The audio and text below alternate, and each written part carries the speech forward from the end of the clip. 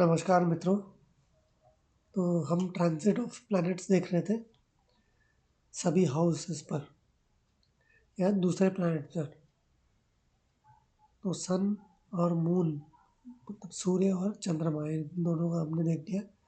आज हम देखेंगे मंगल और बुध। तो मंगल का जब ट्रांजिट होता है दूसरे ग्रहों के ऊपर तो किस तरह का वो रिजल्ट देता है। तो अगर मंगल कुंडली के सन कुंडली के सूर्य है उसके ऊपर अगर गोचर करेगा तो क्या होता है।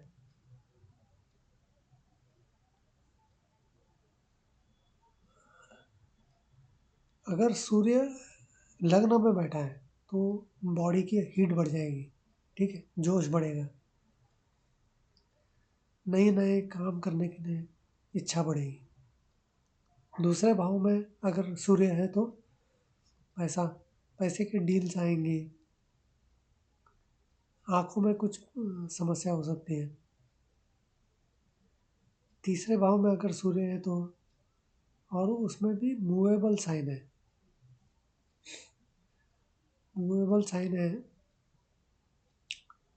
तो फिर घर से दूर जाना पड़ सकता है, ट्रैवल होगा। चौथे भाव में कुछ ना कुछ परेशानी, मेंटल पीस का डिस्टरबेंस उस तरह का होगा, बेचैनी। पांचवे में अगर सूर्य शुक्र के साथ बैठा है तो मंगल हो सकता है कि बच्चा हो जाए। छठे भाव में सूर्य अगर एनिमी साइन में मतलब शनि के राशि में है तो ट्रांजिट क्या देगा, बीमारी दे देगी।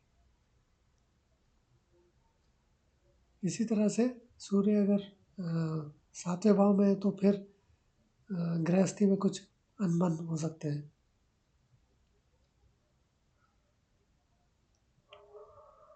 अगर सूर्य अच्छे बेनिफिशियल है मतलब अच्छे परिस्थिति में है तो अच्छा रिजल्ट भी देगा।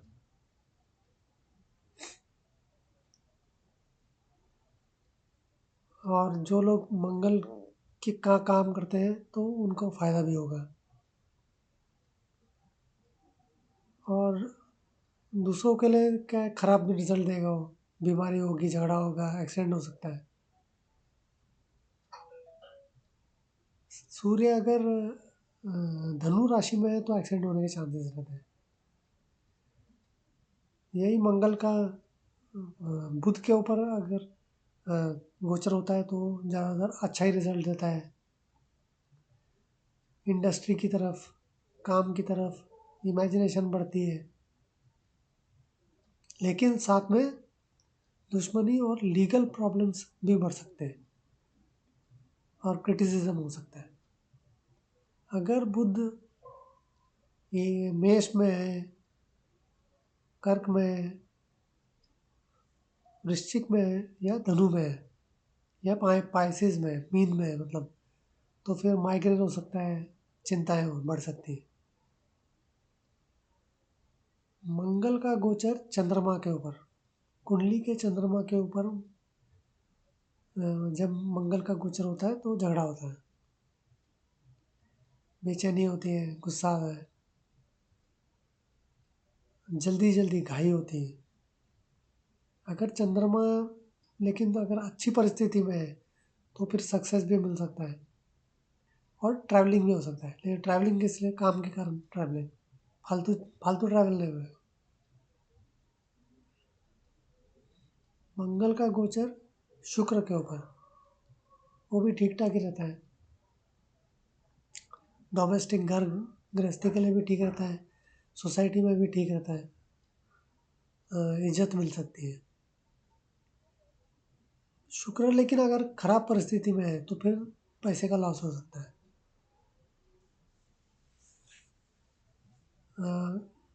गोचर का मंगल जब कुंडली के मंगल के ऊपर जाता है तो फिर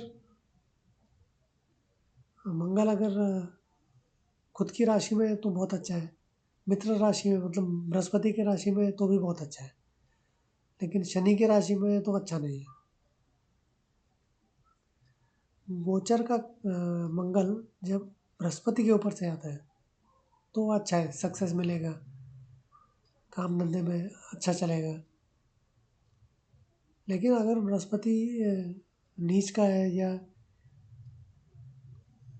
एनिमी साइन में है तो फिर कुछ लीगल मैटर में प्रॉब्लम हो सकता है।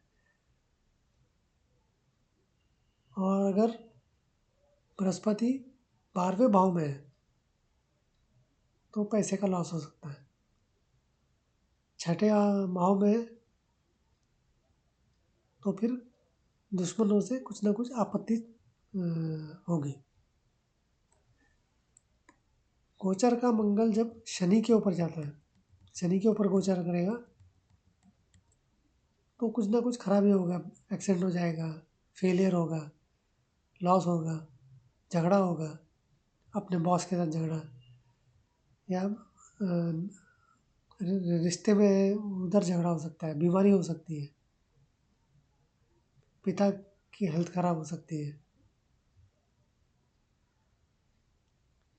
और बीमारी का देखेंगे तो मंगल भी अगर सूर्य के ऊपर से गोचर करेगा या उसके 7वें भाव से गोचर करेगा तो टाइफाइड, मलेरिया, पाइल्स इस तरह की बीमारी भी देता है। खर्चा ज़्यादा हो जाता है, इनकम कम खर्चा ज़्यादा, बिजनेस बंद हो सकता है, इस तरह का सब प्रॉब्लम होता है। ऑफिस में जो दूसरे लोग हैं उनके साथ झगड़ा होता है, ट्रांसफ़र हो सकता है।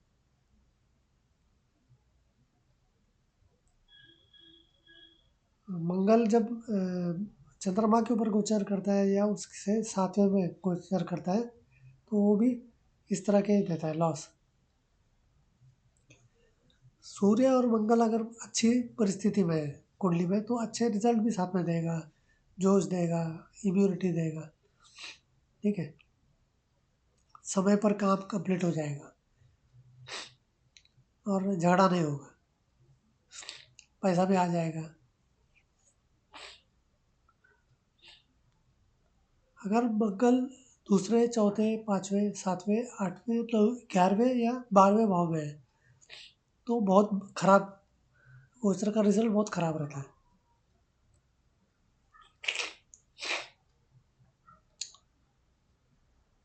ये पैसे का लॉस, कर्जा बढ़ जाएगा, अबॉर्शन हो सकता है, बच्चों को दिक्कत हो सकती है, बीमारी हो सकती है।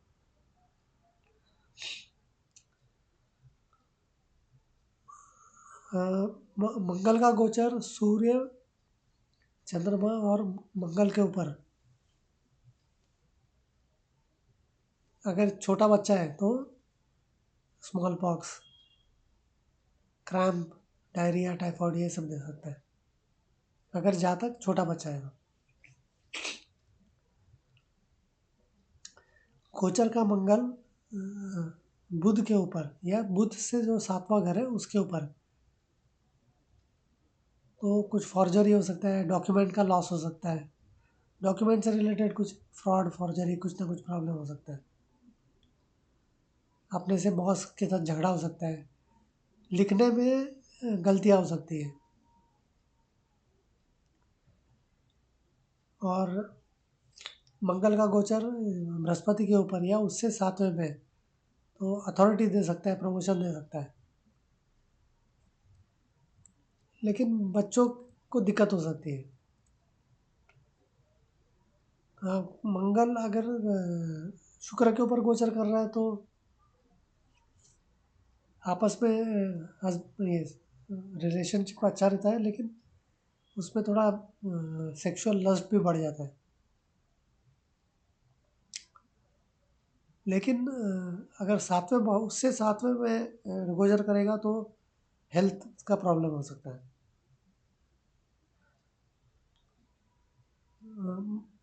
शनि के ऊपर गोचर करेगा तो खराब रिजल्ट ही देगा, उससे 7वें में दे गोचर करेगा तो भी खराब देगा।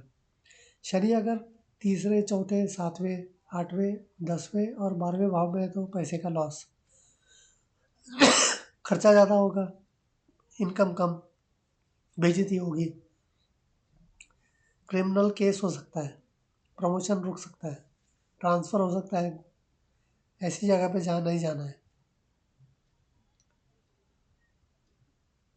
अगर शनि अच्छे पोजीशन में है तो ज़्यादा लॉस नहीं होगा, मतलब ठीक ठाक चलेगा, मतलब ये एकदम अच्छा तो कुछ नहीं होगा। अब आते हैं मरकुरी, बुध पे, बुध का गोचर। तो बुध का जो गोचर है वो सिर्फ मंगल, शनि, इन दोनों पर ही ज़्यादा उसका इम्पैक्ट होता है। बाकी जो ग्रह हैं उनके ऊपर कुछ इतना कुछ उसका कुछ फ़र्क समझता नहीं है। तो बुध का गोचर मंगल या शनि के ऊपर या उनसे 7वें घर पर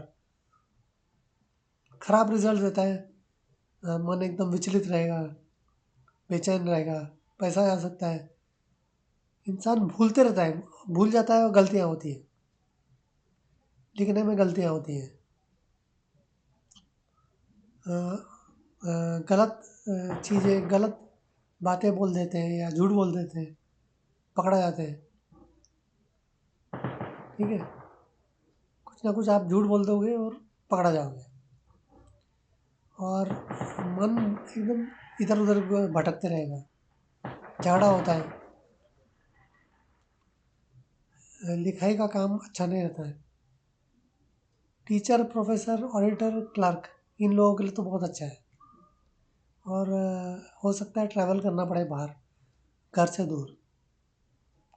ठीक है, तो ये था गोचर मंगल और बुध का।